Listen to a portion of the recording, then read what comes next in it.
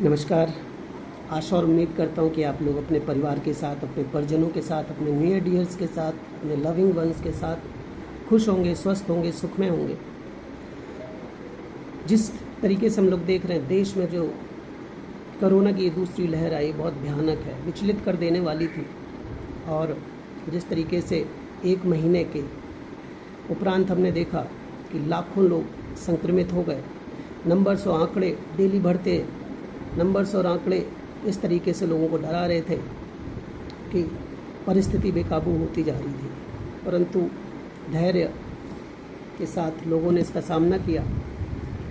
कहीं ना कहीं सरकारों ने अपनी पूरा प्रयास किया और फ्रंट लाइन वर्कर्स, डॉक्टर्स, इन सभी ने मेहनत करी। तो इसीलिए मैं सैल्यूट करना चाहता हूँ फ्रंट लाइन वर्कर्स, डॉक्टर्स को, पैरामिलिट्री फोर्सेस को, पुलिस सिस्टम को, एडमिनिस्ट्रेशन को, और वो सब संस्थाएं और वो सब ऑर्गेनाइजेशंस जो लोग अपना सेवा भाव रखते हुए आज इस कोविड महामारी में सेवा भाव और अपने संस्थान के माध्यम से, अपने मानवता के माध्यम से दूसरों को परेशानियों से बाहर लाने की कोशिश कर रहे हैं।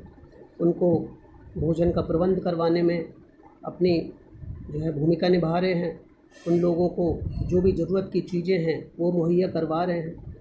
तो उन सब ऑर्गेनाइजेशंस को भी बहुत बहुत धन्यवाद है। मैं भी पिछले मंथ कोविड पॉजिटिव हो गया था, बहुत विचलित था, बहुत परेशान था।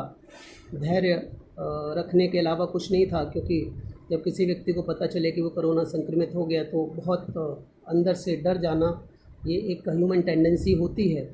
और उस परिप्रेक्ष्य में अगर देखा जाए और उस समय हम लोग अगर देखें तो केसेस भी बहुत ज़्यादा इंक्रीज़ हो रहे थे।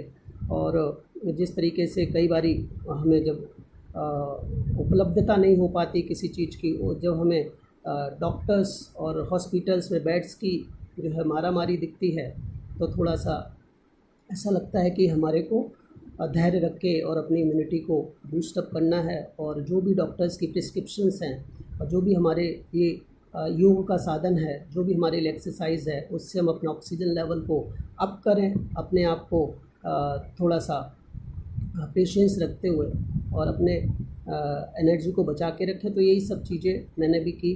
92 ऑक्सीजन लेवल जाने के बाद भी थोड़ा सा डर तो लगा था, परंतु फिर उसके बाद में माता रानी की कृपा से इम्प्रूव हुआ। और आज कोशिश यही है कि बहुत दिनों से घर में हूँ, 1 महीने से ज़्यादा हो गया है घर में, और आगे भी कई दिनों तक रहना पड़ेगा, क्योंकि कमज़ोरी और वीकनेस बहुत ज़्यादा है और चलने फिरने में भी अभी परेशानी है। थोड़ा चेस्ट में भी दर्द है, दोनों रिब्स, दोनों साइड में दर्द है, तो इसीलिए अभी भी रेस्ट पे हूँ। परंतु बहुत समय हो गया था कि किसी से ना मुलाकात हुई, ना मिलना हुआ, ना ही किसी से बात ज़्यादा हो पाई। तो इसीलिए आज इस वीडियो के माध्यम से मैं अपने आप को प्रस्तुत कर रहा हूँ कि अभी कंडीशन इस टाइप की है जो आप लोग सामने देख रहे हैं। ठीक है सब कुछ। और आप लोगों से भी अपील करता हूँ कि आप सभी लोग इस सिस्टम में जो कुछ भी हमारे लिए गाइडलाइंस प्रोवाइड किए सरकार ने, उसको फॉलो करें। और जो भी चीज़ें हैं, हमें सबको पता है मास्क लगाना है, हमें सबको पता है डिस्टेंस मेंटेन करना, हम सबको पता है कि बहुत ज़्यादा बाहर नहीं जाना है, बहुत ज़रूरत हो तभी जाना है। तो इन सब चीज़ों को हम सब ने मिलकर पालन ही करना है। और जब तक ये स्थिति बिल्कुल ठीक नहीं हो जाती, क्योंकि नंबर ऑफ़ केसेस अभी रिड्यूस तो होना शुरू हो गए, परंतु अभी हम इससे बाहर नहीं आए हैं, तो हमें ये ध्यान रखना पड़ेगा कि हमने जो अभी तक पालन किया और हमने जो अपना धैर्य बना के रखा है, तो आगे भी हमने इस धैर्य को बना के रखना है। क्योंकि अभी हमारे केसेस रिड्यूस हुए हैं, बट कई बार हम लोग देखते हैं डेथ रेट जो है वो अभी भी कहीं ना कहीं बहुत ज़्यादा बना हुआ है। तो इस स्थिति में हमें अपने परिजनों को और अपने बुज़ुर्गों का, अपने बच्चों का बहुत ज़्यादा ध्यान रखने की ज़रूरत है। और मैं इसमें ये भी कहना चाहूँगा, जिन लोगों ने इस कोरोना काल में और जब मैं संक्रमित हुआ उसके बाद जिन लोगों ने भी मुझे स्वस्थ होने के लिए प्रार्थना की है, किसी ने जो भी मेरा कंसर्न किया, जिसने भी जिन लोगों ने मेरे टच में बने रहे, मेरा हाल लिया, मेरी खबर ली, उन लोगों को भी बहुत बहुत धन्यवाद। क्योंकि अगर ये लोग और ये सब लोग और आप हमारे दोस्त, मित्र, परिजन, भाई बहन और परिवार अगर हमें एनर्जी नहीं देगा, हमें बूस्टअप नहीं करेगा, तो ये बीमारी ऐसी है जब इंसान आइसोलेट हो जाता है, और आइसोलेट होने के बाद एक ऐसी दुनिया में होता है जहाँ उससे जो एक चैनल होता है उसका वो टूट जाता है, और वो कहीं ना कहीं परेशान भी हो जाता है।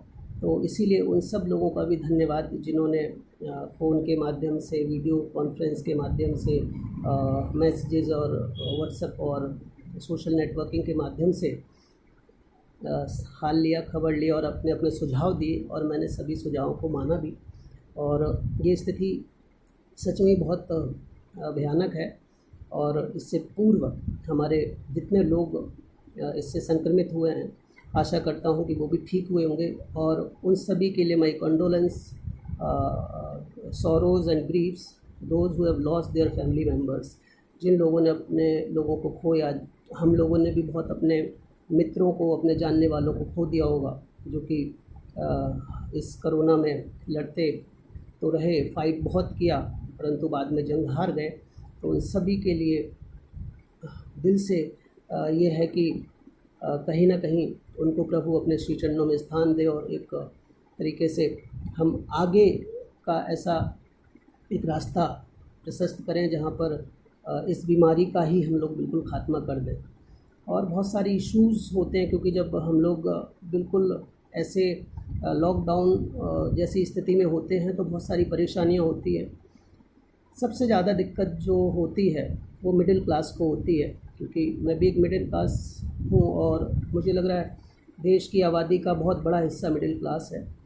क्योंकि स्वाभिमानी तो होते हैं मिडिल क्लास, क्योंकि वो जब काम करते हैं और मेहनत करते हैं, मेहनत करने के बाद ही वो उम्मीद करते हैं कि मुझे मेरा मेहनताना मिले और उससे मैं अपना जीवन यापन करूं।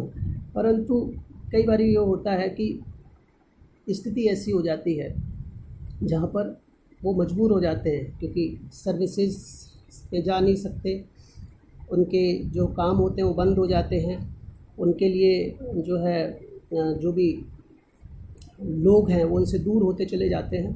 तो ऐसे में ज़रूरत होती है कहीं ना कहीं कुछ चीज़ों को एग्जेम्प्ट कर देना चाहिए उन लोगों के लिए जो लोग कह नहीं पा रहे हैं, जो लोग अपनी बात को रख नहीं पा रहे हैं। क्योंकि ना ही तो वो बहुत ज़्यादा ऐसे होते हैं कि वो उनकी ज़रूरत किसी को लगती हो कि नहीं ये बहुत ज़्यादा परेशान हो सकता है या होगा। कारण ये होता है कि वो स्टेबल होता है, ज़रूरतें उसकी जो है उसको बार बार फोर्स कर रही होती है। तो जैसे हम लोग देखते हैं बिजली के बिल है, जो लोग कमर्शियल एक्टिविटी, जो लोग कमर्शियल मीटर हैं और जो लोग अपना काम धंधा कर रहे होते हैं उनके लिए कमर्शियल मीटर होता है और पानी होता है। इन सभी के फिक्स चार्जेस होते हैं, सेस होता है, टैक्सेस होते हैं, इलेक्ट्रिसिटी के अपने टैक्सेस होते हैं। मैं ये मानता हूँ कि इन सभी को वेव ऑफ करना चाहिए, इन सभी को जो है ख़त्म कर देना चाहिए।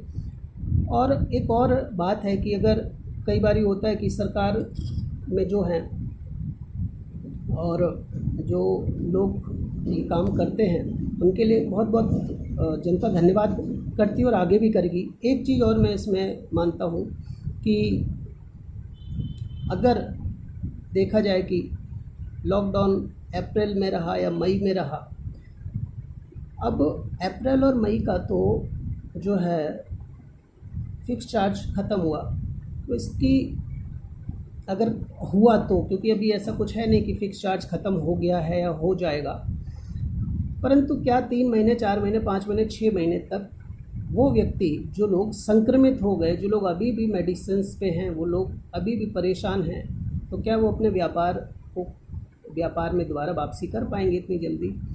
क्या उसको इनपुट जो है वो मिल पाएगा?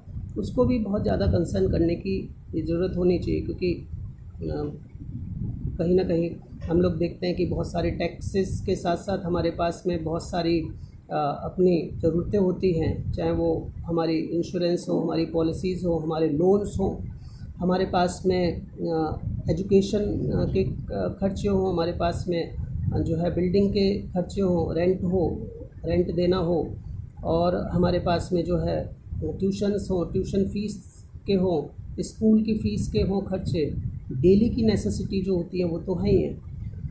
तो इन सब चीज़ों में अगर देखते हैं जहाँ पर उनको एग्जम्पशंस मिल सकता है, उनको एग्जम्पशंस दे देना चाहिए। चाहे वो, अब कई बार ये होता है कि एग्जम्पशंस तो मिल गए, कई बार होता है कि हाँ टैक्स में जो है हमें जो है नील भरना है, तो काम नहीं किया तो नील होगा। परंतु एक नॉर्मल आदमी टैक्स जब भरता है तो किसी न किसी सीए से ही भर पाएगा, किसी न किसी का सहारा जरूर लेगा। तो पैसे तो उसने वहाँ भी देने हैं कि भैया 500-1000 रुपये का जो भी चार्ज है मेरा ये करो। तो क्या वो हमें वेव ऑफ हुआ कि भाई हमने काम नहीं किया तो हमें नील भरना है, परंतु क्या वो उसको एक साथ कर सकता है कि अप्रैल और मई में अगर वो नहीं भर पा रहा है तो क्या वो कंक्लूड करके कंसोलिडेटेड उसको आने वाला जो समय उसका ठीक होगा तो उन सारे महीनों का इकट्ठा सीए को बोले कि इसमें काम नहीं हुआ, इसमें काम नहीं हुआ, इसमें काम नहीं हुआ, है ना, तो वो तो नील हमारा जाएगा जब हमारा काम होगा तो उसको भी इंक्लूड उसमें करके एक साथ किया जा सके। क्योंकि कई लोग मंथली भी फाइलिंग करते हैं।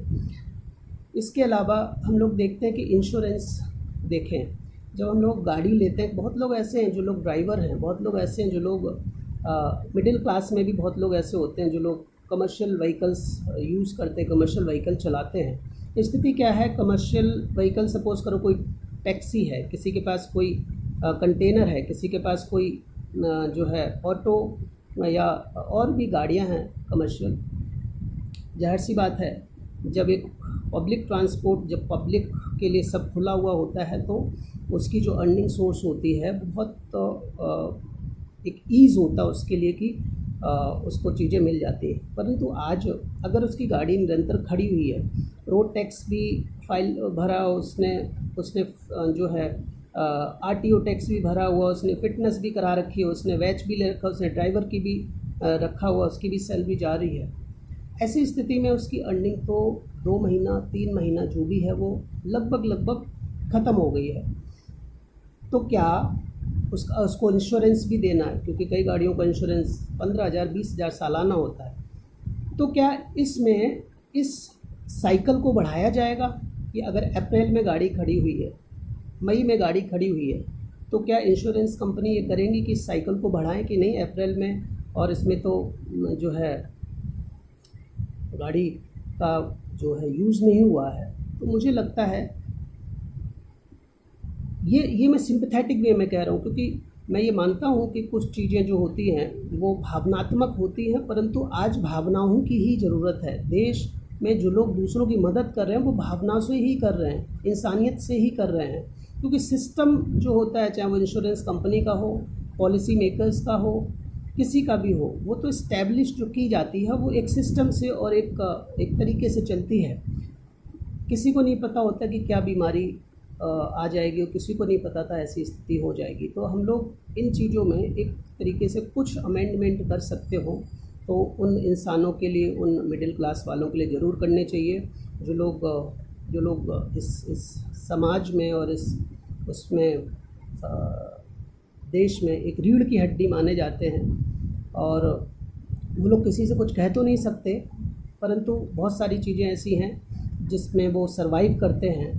जैसे कि किसी ने मेंबरशिप ले रखी है, किसी को ज़रूरत था कि मुझे जो है स्टेडियम में या किसी कॉम्प्लेक्स की मेंबरशिप चाहिए 6 महीने की, उसको करना था भाई अप्रैल मई जून जुलाई अगस्त सितंबर 6 महीने का लिया, क्योंकि अप्रैल मई जून वो छुट्टियां होती है, बच्चों की भी हो गई, अप्रैल से ही जो है कुछ लोग ले लेते हैं और 1-2 महीने 3 महीने की फालतू लेते हैं। अब उसने पैसा तो इकट्ठा भर दिया, अब क्या है कि उसने आगे का समय उस पर कंटिन्यू करने का होगा नहीं, क्योंकि बहुत लोग संक्रमित हो गए, बहुत लोग प्रभावित हो गए, बहुत लोगों के घर में डेथ हो गई, बहुत लोग का सिस्टम ही चेंज हो गया, उसकी दुनिया, उसकी रूटीन ही चेंज हो गई। तो क्या वो अब वो कॉम्प्लेक्सेस में जाके, स्टेडियम में जाके वो काम करेगा जिसकी दुनिया ही परिवर्तित हो गई हो, जिसने अपने को खो दिया हो, कुछ संक्रमित हो गया हो, जो बहुत बीमारी से प्रभावित हो गया हो, परंतु उसने क्या है अपने चार्जेस तो एडवांस में दे दिए होते हैं, मेंबरशिप वन टाइम सालाना भी लेते हैं, कोई 6 महीने की लेते हैं। ये सिर्फ एक उदाहरण है।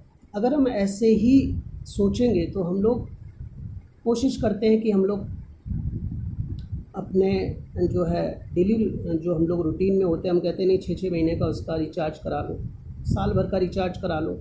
अब मेरा ऑफिस का जो है 3 महीने का मैंने